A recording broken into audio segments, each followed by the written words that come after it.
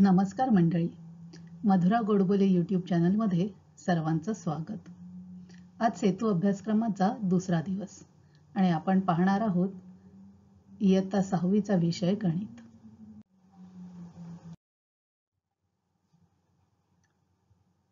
तो घटक आहे संख्या ज्ञान आणि उपघटक आहे 7 अंकी संख्या ओळख, वाचन व लेखन. आपण 7 अंकी संख्या वाचायला लिहायला शिकलो आहोत. चला तर मग आपण खाली दिल्याप्रमाणे संख्या वाचूया. या इथे कोष्टक दिलंय. त्या कोष्टकामध्ये या ठिकाणी संख्या ज्या आहेत या देवनागरी संख्या चिन्हात लिहिलेल्या आहेत. या ठिकाणी संख्या ज्या आहेत या आंतरराष्ट्रीय संख्या चिन्हात लिहिल्या आहेत. तर या ठिकाणी संख्या ज्या आहेत या अक्षरामध्ये संख्या वाचन लिहिलेलं आहे. तर आपण या संख्या वाचूया. पहिली संख्या जी आहे ही 4 अंकी आहे. दुसरी संख्या जी आहे ही 6 अंकी आहे. तर तिसरी संख्या जी आहे ही 7 अंकी आहे. हे एकक, दशक, शतक आणि हजार. या ठिकाणी येतात 5000. आपण संख्या कशी वाचणार? 5000 आणि पुढचा जो आपले 3 अंकी संख्या तुम्हाला वाचता येते ते आहे 746. आता आपण ही पुढची संख्या वाचणार आहोत. इथे एकक, दशक, शतक, हजार, दशहजार आणि लक्ष. म्हणजे इथे 2 लक्षापासून आपलं संख्या वाचन सुरू होईल. मग कसं वाचणार आपण संख्या? 2 लक्ष, हजाराची दोन्ही घरं एकत्र वाचायचे आहेत. 78932. या ठिकाणी आपण कसं वाचणार आहोत? 3 अंकी संख्या एकत्र. इथे एवढे आहेत हजार आणि या ठिकाणी आहेत लक्ष. 62 लक्ष 47512. या संदर्भामध्ये संख्या वाचन जे आहे ते आपण आणखी पक्क करणार आहोत. त्यासाठी काही वाढीव भाग काही आपण शिकणार आहोत.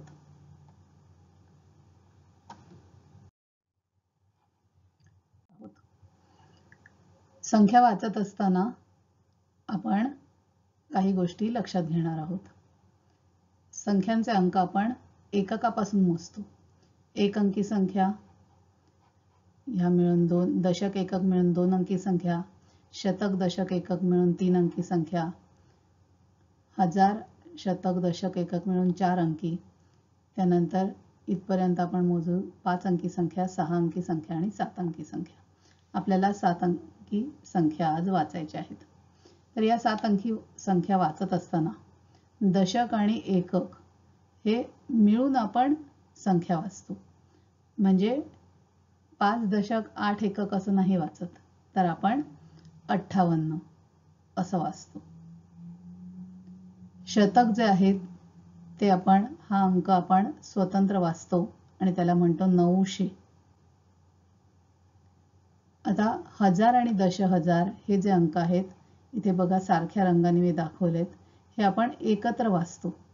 म्हणजे 1 दशहजार आणि 4000 असं नाही वाचत, तर हे आपण एकत्र वाचतो 14000.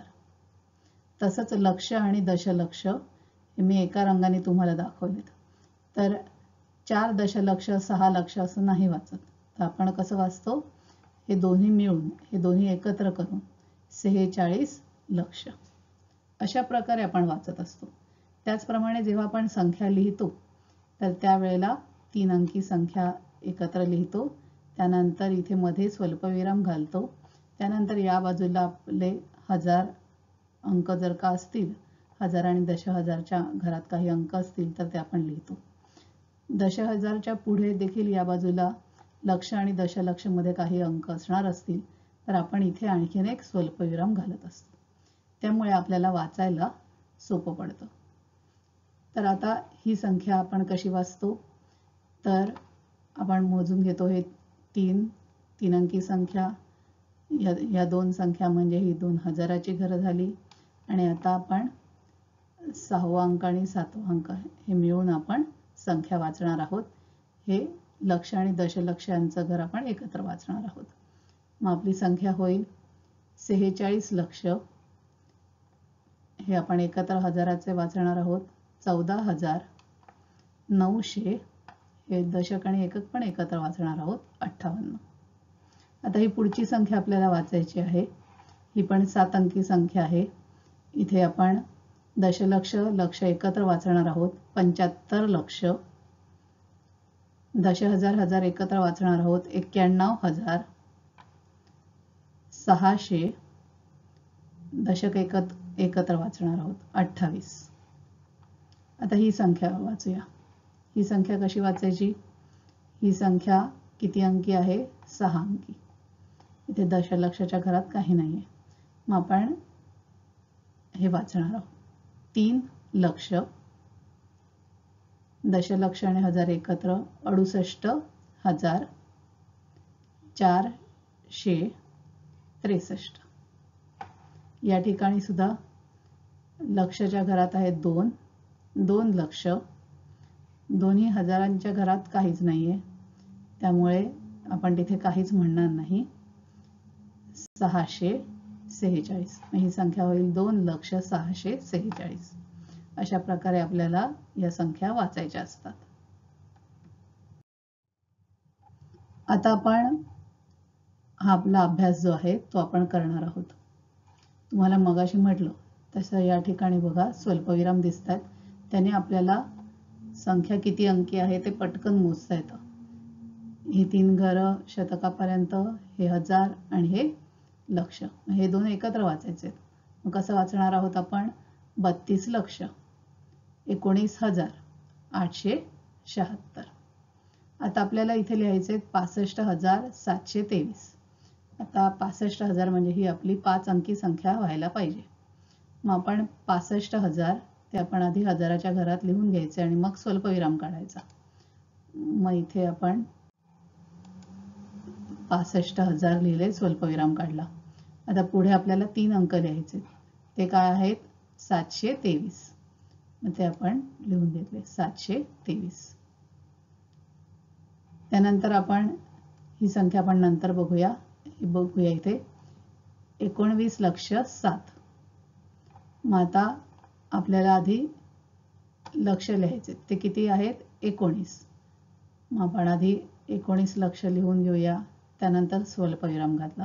आता लक्षानंतरची घरं जी आहेत ती कोणती असतात बरं? हजाराची. इथे हजार काही दिलेत का? इथे नाही दिले. मग न लिहून चालेल का? पण नाही चालणार, कारण आपली घरं जी आहेत ती पुढे 5 अंक लिहिले गेले पाहिजेत. मग आपण इथे लिहिणार आहोत 00 हजाराचे आणि मग तिथे परत स्वल्पविराम येईल. त्यानंतर आता आपल्याला 3 अंक लिहायचे. 3 अंकी संख्या लिहायची. पण इथे तर फक्त 7च आहेत. 7 तर एकच अंकी आहे. म्हणजे 7 जे आहेत हे आपले एककात जाणार आहेत आणि दशक आणि शतक यामध्ये काहीच नाहीये. त्यामुळे 007 अशी 3 अंकी संख्या आपल्याला इथे लिहायची आहे. मग इथे संख्या येईल 007. आता ही संख्या होते 19,07,000. आता ही संख्या आपल्याला वाचायची आहे आणि इथे अक्षरामध्ये लिहायची. मग पटकन बघितल्यानंतर कळते आपल्याला ही 3 अंकी संख्या आहे. हे एवढे 2 आहेत, हे हजार आहेत. हे 2 आहेत, हे लक्ष आहेत. मग हे 2 आपण एकत्र वाचणार 86 लक्ष. हे 2 एकत्र वाचणार 37,900 आणि हे एकत्र वाचणार 54. आपली संख्या होणार आहे इथे 86 लक्ष 37,954. आणि आता ही संख्या तर तुम्हाला कळलीच असेल, अतिशय सोपी आहे. या इथे तुम्ही बघाल तर लक्षच्या घरामध्ये 5 आहेत. त्यानंतर हजाराची 2 घरं, त्यामध्ये काहीच नाही आहे. आणि 3 अंकी संख्या जी आहे तिथे पण सर्व शून्यच आहेत. मग ही संख्या होते फक्त 5 लक्ष. ही संख्या कुठली असणार आहे? 5 लक्ष. आता या ठिकाणी आपल्याला सराव करायचा आहे. वेगवेगळ्या संख्या आपल्याला लिहायच्या आहेत आणि वाचायचा देखील प्रयत्न करायचा आहे. या ठिकाणी एक चौकोन दाखवला आहे, त्यात फुलं दाखवली आहेत आणि त्यात आपल्याला काही अंक दिलेत. या ठिकाणी आपल्याला 1 ते 7 अंक दिलेले आहेत. आणि काय करायचं आहे आपल्याला, तर या फुलामधला अंक एकदाच वापरायचा आणि वेगवेगळ्या 7 अंकी जास्तीत जास्त संख्या बनवायच्या. तर या ठिकाणी मी ही संख्या लिहिली आहे. ही संख्या आहे 26,54,137. अशा संख्या तुम्हाला फक्त बनवून वाचायचा प्रयत्न करायचा आहे. संख्या लिहित असताना लक्ष अंक लिहून झाले, लक्षाच्या घरातील लक्ष दशलक्ष हे अंक लिहून झाले की एक स्वल्पविराम काढायचा, दश हजार हजार हे 2 लिहून झाले की परत स्वल्पविराम काढायचा आणि मग 3 अंक पुढे लिहायचे. या ठिकाणी तुम्ही असंख्य वेगवेगळ्या संख्या बनवू शकता. फक्त लक्षात ठेवायचं की 1 ते 7 हेच अंक वापरायचे आहेत, 8 आणि 9 वापरायचे नाही आहेत, 0 पण वापरायचं नाही आहे. आणि प्रत्येक संख्येमध्ये हा प्रत्येक अंक फक्त एकदाच आला पाहिजे. परत परत 7 7 2 2 1 1 3 3 3 असं वापरायचं नाही. एक अंक एकदाच घ्यायचा. अशा अनेक संख्या तुम्ही स्वतः बनवा. आता हे एक गणित आहे. या ठिकाणी फुग्यातील अंक एकदाच वापरायचे आहेत. मगाशी आपण फुलातील वापरले, इथे फुग्यामध्ये अंक दिले. मग कोणते अंक दिलेत? 0 पासून 9 पर्यंत अंक वेगवेगळ्या फुग्यामध्ये इथे लिहिलेले आहेत. या फुग्यातील अंक सुद्धा एकदाच वापरायचा. प्रत्येक संख्येत अंक एकदाच वापरायचा. आता इथे अंक आहेत 0 ते 9 म्हणजे 10 अंक आहेत आणि आपल्याला 7 अंकी संख्या बनवायच्या आहेत. आता प्रश्न पहिला काय बघू. वरील फुग्यातील अंक एकदाच वापरून 7 अंकी मोठ्यात मोठी व 7 अंकी लहानात लहान संख्या लिही. आता आपण इथे लिहिणार आहोत 7 अंकी मोठ्यात मोठी संख्या. जर नुसतं 7 अंकी मोठ्यात मोठी संख्या असतील तर सर्व 7 अंक आपले आले असे 9 9 9 9 असे आपण लिहिले असते. सर्व स्थानांमध्ये 9च लिहिले असते तर मोठ्यात मोठी होईल ना संख्या. पण आपल्याला तसं करायचं नाही. आपल्याला 9 अंक एकदाच वापरायचे. फुग्यातील सगळे अंक एकदाच वापरायचे आणि मोठ्यात मोठी संख्या लिहायची. मग आपण काय करणार, तर इथे दशलक्षामध्ये 9 लिहिणार, मग लक्षामध्ये 8 आणि या प्रकारे उतरत्या क्रमाने आपण अंक लिहित जाणार. मग आपल्याला मिळेल हे अंक, फुग्यातील अंक एकदाच वापरून 7 अंकी मोठ्यात मोठी संख्या. आता आपल्याला 7 अंकी लहानात लहान संख्या बनवायची. मग सगळ्यात लहान अंक आहे 0. तो जर का आपण सुरुवातीला घेतला तर 7 अंकी ऐवजी 6 अंकी संख्या बनेल का? म्हणून आपण सुरुवातीला 1 घेणार आहोत. सुरुवातीला आपण दशलक्षाच्या घरात 1 लिहिलं. मग आपल्याला लहानात लहान उरलेल्यापैकी लहानात लहान अंक वापरायचा आहे म्हणून आपण लिहिला 0 आणि मग पुढे 2 3 4 5 6 असे अंक लिहिले.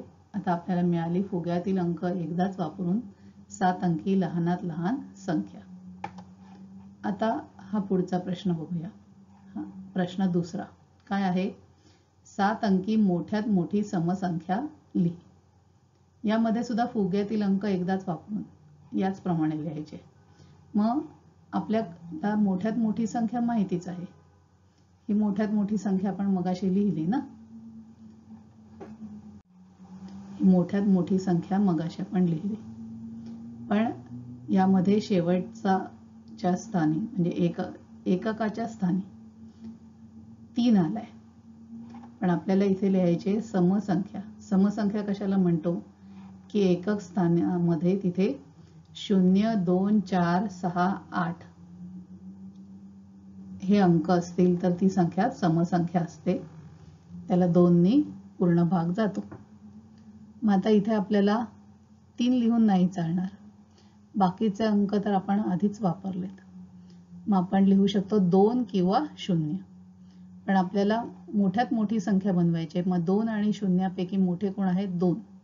म्हणून इथे त्यामुळे इथे आपली संख्या आली. ही संख्या आपल्याला मिळाली. 98,76,542. आता त्याचप्रमाणे आपल्याला 7 अंकी लहानात लहान विषम संख्या लिहायची. आता या ठिकाणी आपण म्हणजे फुग्यातील अंक एकदाच वापरणार अर्थातच. या ठिकाणी आपण लहानात लहान संख्या आपल्याला मिळालेलीच आहे, पण आपल्याला संख्या विषम संख्या लिहायची. म्हणजे इथे 6 वापरून चालणार नाहीत. इथे 6 असल्यामुळे ही समसंख्या होते. मग विषम संख्या आता कोणत्या शिल्लक राहिल्या या फुग्यामध्ये उरलेल्या याच्यात? 6च्या पुढे 7 विषम आहे, 8 परत सम आहे आणि 9 विषम आहे. म्हणजे 7 आणि 9 या 2 विषम संख्या शिल्लक आहेत. या 6च्या जागी आपल्याला लहानात लहान संख्या वापरायची. त्यामुळे 7 आणि 9 मधली लहान संख्या 7 आहे. त्यामुळे आपण इथे जेव्हा उत्तर लिहू 10,23,400, इथे 56 होते, इथे आपले झाले 457. मला वाटतं तुम्हाला हा भाग सगळ्यांना समजला असेल. धन्यवाद. तुम्हाला हा व्हिडिओ आवडला असेल तर लाईक करा आणि शेअर करा. आणि तुमच्या कमेंट्स ज्या आहेत त्या नक्कीच तुम्ही कमेंट्स देखील लिहा. धन्यवाद.